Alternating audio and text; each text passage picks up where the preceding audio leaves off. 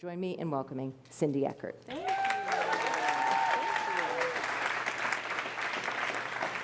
I have to say, I really did get nervous as I was watching. I said, oh my gosh, how do you follow something like that other than sex? So here we are. So here we wake are. everybody up. So let's start with a little sex ed then. Okay. You've launched products for men and you've launched products for women. So does the little blue pill work differently than the little pink pill? 100%. So here's your sex ed as told by Cindy Eckert. So Viagra is in fact a blood flow. Erectile dysfunction is a blood flow issue. It's a mechanical problem. And probably one of the biggest disservices for my product called Addie is that the media dubbed it female Viagra. And really, contextually, I got it. It was a breakthrough first for women. It could really change the landscape for sexual health. But fundamentally, we work totally differently. So you're looking at some brain scan studies, or they were just up there. Women, in fact, are not on demand when it comes to sex. Desire initiates in the brain. And the way that we work is this balance that you need of excitement and letting go of inhibition to respond to sexual cues. So very different than a blood flow issue. And so Addie adjusts those neurotransmitters. Correct. It works on, like all CNS drugs, we don't understand exact mechanisms, but we believe there's this sort of excitement, inhibition balance to respond to sex, and that's how it's working. What you're looking at here in these brain scans is there is and this is really what got me started. So I'd built a company in male sexual health. I knew that pathway, and yet we had spectacular science that had emerged thanks to brain scan studies and everything else in terms of what it is that unlocks desire for women. So if you look at the brain scans, you can put a woman with the normal ebb and flow of desire. No one is on all the time, right? But they're happy with their levels of desire versus a woman who has lost and has a biological reason that she's lacking that connection, if you will, with sexual cues. Put both of those women in an MRI, a PET scan, expose them to some erotic stimuli, their brains light up totally differently. And here I am in this field of sexual medicine. There's this spectacular science that has emerged, but company after company is walking away. And what became so clear to me is that it wasn't on the basis of science, it was on the basis of a societal narrative and a pathway that is so much harder. So tell us about that pathway. You told us how the drug works. Yeah. What's different about bringing them to market? Oh, let me tell you, I'll tell you the tale of two sexes, if you will, in the regulatory queue. And I think this is, unfortunately, the dirty little secret of why we have such lack of innovation in women's health. So I'm going to give you, if I were Viagra, we'll go back to 1998, and I was going to come to market, I would go to the FDA and I would say, I meet such an important unmet medical need that I should be fast-tracked for approval. I'm a breakthrough first. That mechanism is usually reserved for those kind of cancer drugs or everything else, but lo and behold, if you look at Viagra's history, the FDA said yes and sped it through approval in 6 months. So when I went with my product, which was the first ever drug for sexual dysfunction in women, I said, okay, well, I'd like priority review because actually the prevalence of this condition is exactly the same as the prevalence of ED.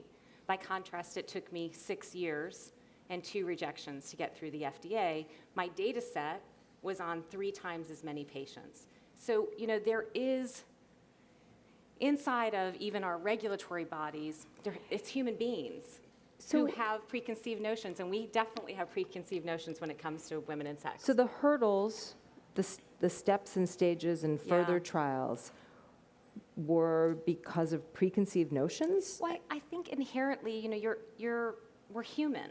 And I think that if you look at a scientific process, you think, well, it all comes down to benefit at risk, right? So many of our decisions in life are benefit risk.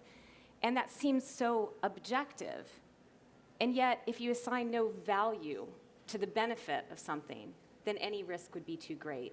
And what I found as I went through this process is we were making value judgments on whether or not women needed this. And, give me an example. Okay, so I'll be really basic about it. At the time I started, there were 26 FDA-approved drugs for some form of sexual dysfunction in men, not a single one for women.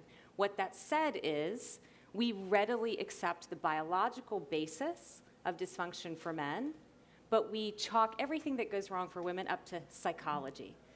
We say things like, take a bubble bath, have a glass of wine, relax. And that is so embedded in the cultural fabric that even people sitting in a regulatory agency have been brought up that way. I tease that I often will put up a slide where there's just a single switch, and it says men. And then women are, this really looks like a cockpit, like all of these knobs and dials. And, I can put that up there, give it a minute, everybody laughs, and I say, okay, well, thanks so much for having me, right? Because we believe that so firmly that is actually all that it is. And in fact, we're underselling both sexes, if you will, by that belief system. So I think that's what really happened. We weren't really considering, well, what if women would like this? There's a medical condition we've known about since the 1970s, and for that reason, I think in that value judgment of benefit and risk, we were getting in our own way. So the FDA would say, well, Cindy, we're just trying to keep women safe. We want to bring a product to market without side effects and with minimal risks. So no product has no side effects, so we'll start there. But I 100% agree that all of us want the FDA there to protect public safety. 100% we want that. As a drug manufacturer, it is my responsibility to categorize, to rigorously characterize all the benefits and risks to a product, but it is then our responsibility, provided there are no showstoppers, to turn that decision over to patient and provider. 26 times, we had looked at a risk-benefit equation, those drugs have risks, and turned it over to men and their healthcare provider to make the decision, but not once had we done that for women. Give us one of the examples of when you were, because Cindy's journey to getting FDA approval is really extraordinary. Just can you share one of the trials or? Oh, yeah. Well, why don't I share a story? Because as I went through this, I had built a company with a male sexual health drug. I was very scientific. I had brain scans. I knew in very black and white this process. And so I assumed, having met my 3 critical endpoints in my studies, double-blinded, placebo-controlled studies, that I was getting approval. And yet I got a rejection. And I was blindsided by it. And I remember, this was sort of the end of the company. They controlled my fate. And I think I went home and probably cried it out that evening. And the next day I woke up and I went back to my inbox because women so graciously wrote me every day who had this issue and said, don't give up. And one woman in particular wrote me, and she said, hey, I want to meet with you. I was in your clinical trial. She had been a responder to treatment. Not all women will be. And so I went to meet with her, and she was totally in charge. Like, she walked in the room, I could see her coming from a mile away. Type A, built her own company, raised 2 beautiful boys, had this wonderful marriage, loved her husband dearly, but she had this issue. And she said to me, I've succeeded in every aspect of my life other than this. And in that, I saw sort of the portrait of a woman. She had raised her hand 1,000 times. Something's different, something's changed. She'd been patted on the shoulder. And I said, can I show you something? And I actually pulled up the brain scan studies. And I'm sort of geeking out, telling her what we've learned there. And I realized she's left the conversation. And she's crying. And in that moment, I thought, this is why I'm going to do this. Validation. It is something completely outside of her control. There is a neurochemical basis, and yet we are telling her to go do something else, to read 50 Shades of Grey, to buy sexier lingerie. And that Monday I went in and I told the company we were going to dispute the FDA. I call that the road less traveled. So let's fast forward. Yeah. FDA approval, you sell the company, you get the job. That's part of it. I said we were going to skip. Yeah. So you are now back firmly in charge Yes. of this company and this drug, Yeah. and you bring it to market with a different strategy. Yeah. Starting with using telemedicine. Yes. How has that been helpful to getting that drug in the hands of people who need it? I think telemedicine is an extraordinary opportunity in stigmatized conditions in which there's not a physical exam required for patients to really access care. So explain how it works. So, this is an opportunity, and you've seen great success, particularly on the men's health side, around Roman and HIMSS and all of these different platforms in which you're having a virtual physician visit. It's the same standard as if I showed up on Main Street and went into their office, but I'm doing it either digitally, I'm doing it via the phone, I'm doing it via video chat. It has to meet those same standards. And in the intervening few years when I sold my company and they didn't launch it, I had to sit on the sidelines and imagine what I would do differently. And I can imagine you're not good on the sidelines. Not really good, not particularly good at it. And what I thought is, I think that there are women who just will feel ashamed to bring this up and would feel more comfortable doing this from the privacy of their home and having the drug delivered to their doorstep. And my hunch has been right. So it's completely independent. There are many national telemedicine networks. Probably some of your insurers encourage you to use them at times. And so I said the important part is that all the physicians be educated on the platform. And I see incredible adoption there. And then you've also been working to change the narrative in a Yeah. way that's quite different. Yes. Working with Funny or Die. Yes. Well, who better, right? How do you wade into the conversation about sex? Most of us joke about it. And so I think that they were particularly suited and liked the issue because they could use humor to get into a conversation and point out the absurdity that even today we still don't talk about this. Even today, men and women alike have things go wrong in the bedroom. Sex is, for most of us, part of the human experience, part of who we are and how we show up in the world, and yet we've sort of readily, felt like it was worthy and treated, and we've considered, for men, if something goes wrong, it's a condition. If it goes wrong for women, it's a punchline, and no women are laughing. And I think they've done that masterfully in this campaign called The Right to Desire, which has nothing to do with the medication. Intentionally. This is, for me to come back to this, it is really about making right, if you will, on the sexual revolution. We can't stop at reproduction. Actually, pleasure is part of the conversation as well. So based on your journey, what do you think we need to do to remove barriers that are inhibiting innovation in women's health? So don't accept narratives that impede progress. Just because we all have been told that at some point, we sort of will hold on to it. And I think this is ever so simple but crucial. Put patients at the center of the conversation. And in fact, who should we be listening to other than the folks that are suffering from these conditions? There's an initiative inside of the FDA called Patient-Focused Drug Development, and I think it's so important. In fact, when we went through this, when I was up against sort of value judgments, what became so clear to me is I was listening, and by God, if I was going to listen, so too was the FDA. And to their credit, they opened their doors and had a very public conversation. And because of that, we got a fair day in court, if you will, on the science. You have launched something called the Pink Ceiling. Yes. You have, as part of which is meant to encourage and support and nurture women-founded Yes. companies. Including something called the Pinkubator. So you have an incubator for, Yeah. so you really have insight or foresight into what's coming. Can you tell us a little bit about, first of all, why you believe so powerfully in investing in women-founded Yeah. companies, but then what's on the horizon? Well, I believe so powerfully in it because I say I walked a mile in their stilettos. I raised none of my money through venture capital, despite the fact I'm in an incredibly capital-intensive, industry. And so I see that, just you guys know this all too well, 2% of venture funding goes to women. I look at that only 2% of all research dollars goes to women's health, and I think I've got to problem solve it. And ultimately, a goal of getting other women to outcomes like mine so that they sit on the side of the table that make decisions about what's coming. So I think that what I see in particular in my world is a future of healthcare imagined by women. And I'll tell you what I mean. So some of the Pinkubator companies, we have a technology that if I were to just dip my finger in your drink and touch a disc, in 30 seconds it would tell me if there was a date rape drug in that drink. I love the firsts. I love the catalyst and social conversations that we should be having.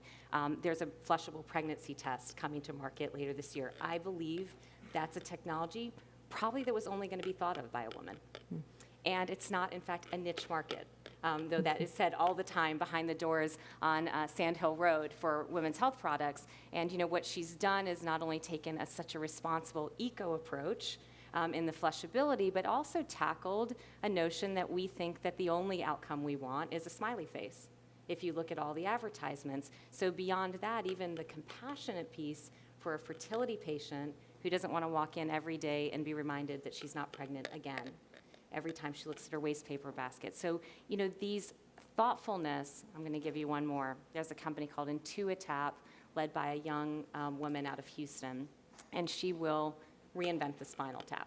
sort of geeky, right? I describe what she does as a stud finder for the spine. The state of the art today is we feel around and we go, yeah, I'm oversimplifying, but more or less, we advance the needle in. This is what will surprise you. 60% of the time, we get it wrong.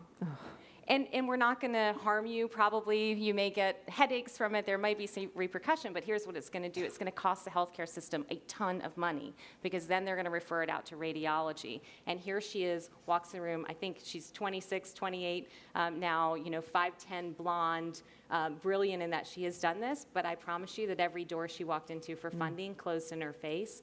When she does this, when she is bought, we will have changed a belief system. And the next time someone who looks like Jessica walks in the room, the checkbooks may come out more readily. And that's really what we're all about at the Pink Ceiling. And so give us a sense of what's ahead for those companies. Yes. Is it likely, out of that group, how many are likely to make it to market? Which Yeah. ones, and what will their journey be like? Well, all their journeys will be hard because they're all startups, and I invest early stage. But they have the resources of my team who've been there and done it, and we sort of shepherd them to launch. I think that I'm looking for things to some extent that are built to sell. I'm a built to sell entrepreneur. I believe that I'm the first CEO, not the forever CEO, and the reason for that is I think I've loved. If there's anything that is my most proud accomplishment, it is the multiplier effect of ownership. So I look for those things in which they can sell it. People will believe here's a success. We will see more money coming into the funnel in women's health because we're creating all of these wins. So what kind of advice, you don't just provide them seed funding, you Sure. mentor and support these Sure. companies along the journey. What kind of questions, what kind of struggles, advice are they asking for you? I think that my best piece of advice for them is they go out beyond me in raising money, because I often will get them started, but these are very, capital-intensive endeavors to get through approvals or whatever it may be, is that it's fair to demand somebody in the room who can relate. And I think that's so simple. It's actually so simple, and yet we don't make the ask. And it's not because the person sitting across the table from you is, doesn't want to invest or there's some malicious intent. It's human nature. And I always give the example to them that if somebody were to show up to me at the Pink Ceiling and say, Cindy, I have the next biggest innovation in golf, I would say, okay, I'm not a golfer. But if they were to change that and they said to me, Cindy, I know you're not a golfer, but I have an innovation that I think is going to change the game. Will you go and talk to all of your friends who golf and have somebody come into the room when I present this? And every single one of those people said to me, holy cow, I probably would think twice. And I think it's such simple advice, but these are female-founded companies. I invest in men too who are doing great work for women, but I think that that is the most basic. And I think that in particular, if they can prepare to be underestimated, they can make those kind of asks and they can switch really from underestimated to unapologetic. All right, how do you prepare to be underestimated? I think that you expect that the numbers are stacked against you. If I'm very data-driven, I know that the likelihood if I walk in the room is that I'm probably not going to get the dollars. And I think that if you go in understanding that, you can, in your mind, sort of gamify the win. And you can switch from underestimated to unapologetic. That's really what pink is for me. I like pink. I've always liked pink. When I went on this path if I look at childhood pictures, my God, I'm always in pink. But for me, it really was born out of the little pink pill. And when I started off doing that, even though I'd built and sold a very successful pharmaceutical company, everybody said, oh, the little pink pill.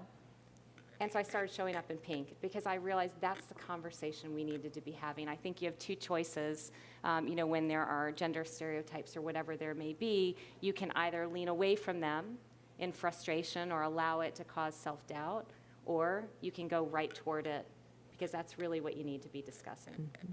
So it feels to me like we are at the beginning of a sea change. And I'm just thinking about, you mentioned the 2% number. Yeah. We're talking about the 2% number. We are. Literally, we are talking about it because it comes up so often at the Greif Center's Athena's Summit and on and on. And there's I feel like every day we are reading about particularly women-funded, women-supported VCs. So whether you have Bumble now has a VC. Serena Williams is investing in companies. There's Backstage Capital and Arlen. Are we, first of all, are you seeing that momentum, or are we just hearing stories about these companies now because this is in vogue? Or are you at all optimistic that the path from here on out looks more diverse, looks more female, looks to put more hands in both the funders and founders, put more money in the hands of women? I'm totally optimistic. And I'm optimistic because it is, I'll say it simply, I love to say this to some of my friends, male VCs who, by the way, passed on me when I went to them for money. I say, hi, I like money. Do you like money? Because your bet is pretty damn good in this category that affects 51% of the population and for which we have proven through stats that women will deliver bigger returns. I think that there is a change. I think there is an awareness. I looked out when I said 2% and most of you nodded. You actually already are mindful of that. And I think that mindfulness, that consciousness about it will really change. And in my little way, in my little world, if I can get to proof points of positivity and continue to tell the success stories as opposed to just the Theranos stories, we really will get there. It's interesting because the Theranos story, when we were on the phone, I said, do you think you met these challenges along the way because of Elizabeth Holmes and Theranos? And by the way, not realizing that was also mentioned in a Time magazine. So what's going on with that? Is that simply because it was that story received so much attention of a women-founded company, or is it unearthing something else? Oh, I think it is. Well, I'll ask the question back of, I'll give has anybody seen the Fire Festival documentary? Am I the only one that watched both? I had to see how they were different. So, do we in fact automatically say for I do hear a lot of Fire Festival references for what it's worth. There you go. So we all, like, it's trended right a million times. And if we think about that, I don't think that we assign to every millennial guy who looks like, I'm not even going to remember his name, McFarlane, who walks in the room like, oh my God, are you the Fire Festival guy? And yet isn't it extraordinary that we could take Theranos and do that to female founders? I think it's a numbers game. There is a... unfortunately, because we have too few examples of those kind of huge success, of those kind of valuations, of those kind of exits, that we will take and extrapolate that to everyone else. You're not from these parts, but you spend a lot of time in LA, and as you know, there's a vibrant entrepreneurial ecosystem love here. It here. So if there's a call to action for this community from you, what would it be? Well, I want to brag on LA for just a minute. I'm an East Coaster, but I have to say the female founder network here is extraordinary. Actually, the support system is really quite impressive. I've had some wonderful, I've invested in a fund here that's female focused, that's outside of my space, consumer and fashion. And I just think that network is so crucial. When I looked up, along the way, I don't sort of look like the typical pharma CEO, and I looked up, nobody looked like me. And so I think that those kind of networks really change how many people will get there. And so I think that, the call to action for LA is, God, become that place. I think for female founders in particular, the structure is already there fundamentally, and I think those are some hella bragging rights going forward, including a lot of very impressive exits. Cindy, I'm going to let that be the last, our charge to break the pink ceiling. Thanks to CEO and founder Cindy Eckert. Thank you. Thank you. Thank you.